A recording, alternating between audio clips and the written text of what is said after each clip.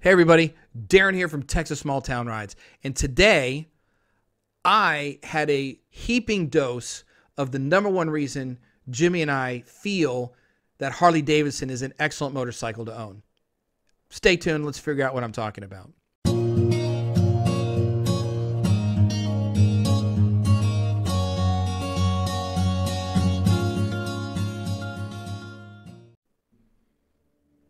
So what am I talking about? I'm talking about our number one reason, and that is culture, dealer network, all the stuff that is intangible that surrounds Harley Davidson. 2020 was a very difficult year for everybody. Not just us, not just you, across the board, industries, the worldwide, everybody suffered in 2020, and hopefully it'll get better. Hog chapters are no different. Just like the divide that's gone down the middle of our nation, hog chapters experience the same thing, with anybody from the right and left arguing and harping and going at each other. Hog chapters experience the same thing. Early in the year, I still owned my Harley Davidson, my 2018 Road Glide Ultra, and I did something called the Lone Star Challenge that is sponsored by our local dealership and hog chapter, the American Eagle Harley Davidson hog chapter and dealership. The Lone Star Challenge essentially is a list of 10 locations in and around Texas, spread all over the map, that you take your motorcycle to. Has to be a Harley Davidson. You take the hog published magazine and you take a picture in front of this location. For example, the sign at Big Bend National Park. Park there, take a picture with your bike and the magazine, submit it to the website, Facebook page, have it authenticated, put it in the books. If you complete all 10, at the end of the year, you get a badge and a rocker if you've earned it and completed it. I completed mine early with a couple of friends in April or May. And from that point on, the world just lost its mind, as we all know, including myself. Wrecked my motorcycle, link here. And when I got back on the bikes, I was on BMWs and had traded in my beautiful, absolutely gorgeous custom Harley Davidson, I still miss it, for function over form, which is my number one reason for trading it in. Now, that being said, I totally forgot about the Lone Star Challenge. I like badges. I like going places, doing rides, and having some type of trophy or reward to commemorate that I did it. The Lone Star Challenge was something that I really wanted to do because the previous 2 years I was unable to get it completed. So 2020, I was very excited that I completed it. Come the end of the year, you know, the year starts winding down. We start, you know, seeing some light at the end of the tunnel. Things are maybe looking better, perhaps. And I begin to get reminded about the Lone Star Challenge, which begins me to wonder, am I going to receive mine? Now, let me say this. When I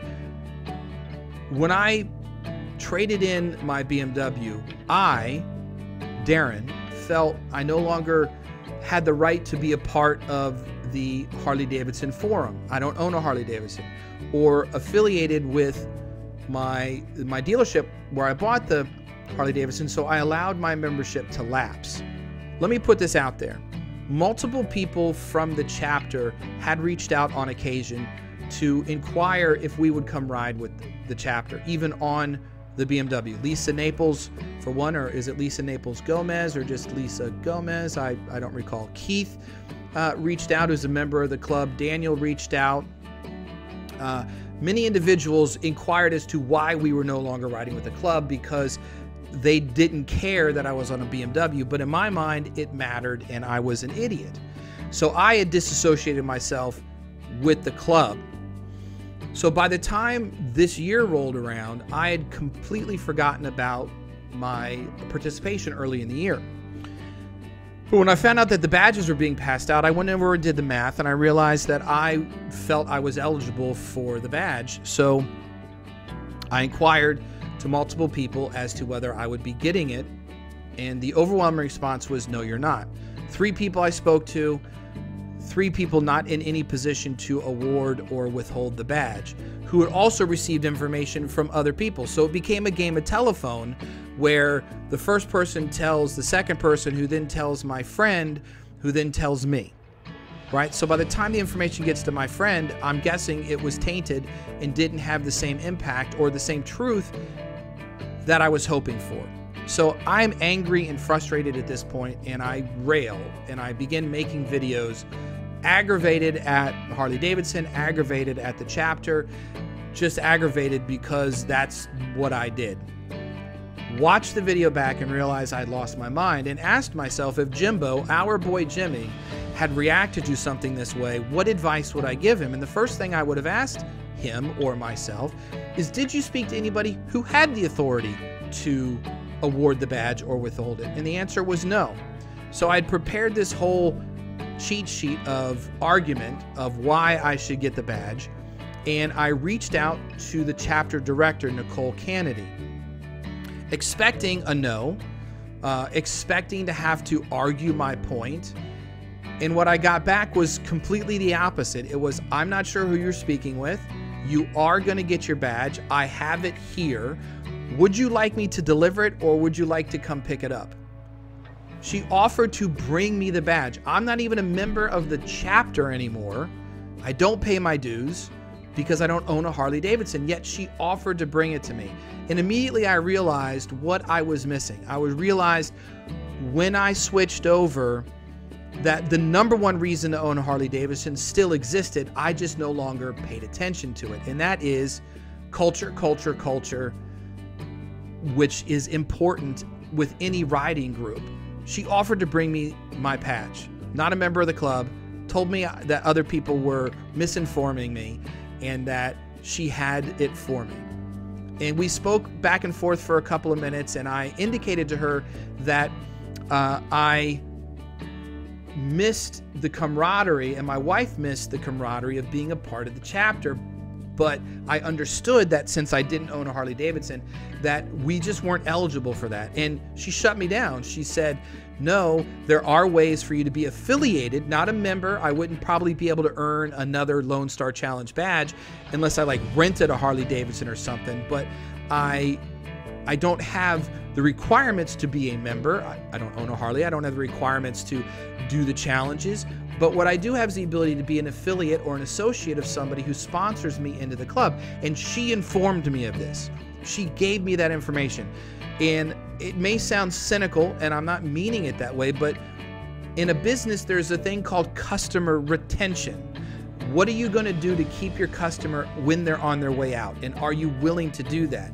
I'm not saying that this is what Nicole's decision was, because quite frankly, I don't think she cares or the chapter cares whether I buy a Harley Davidson or not.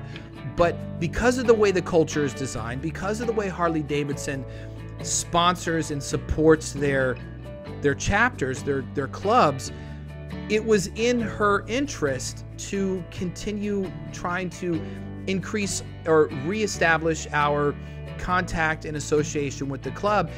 Again, I don't think she was doing it so I would buy a Harley. I think she was doing it just because that's what she was taught and that's how she feels, which is why I think she makes an excellent director for the club. And I'm pleased that they brought her on for a second year. And it worked. Subconsciously or consciously, I was looking at getting into a dual sport on-road, off-road bike. I was planning on waiting until the end of 2021, the beginning of 2022, and I was going to trade in one of my BMWs to get another BMW GS. But the Pan America's coming out. Jimbo is a very big fan of it. He's really looking forward to seeing it. And I was kind of, but Nicole helped push me over the thing that said, you know what, I do miss the Harley culture. And if I own a Pan America, then I will have the ability to participate with the chapter again in those ways.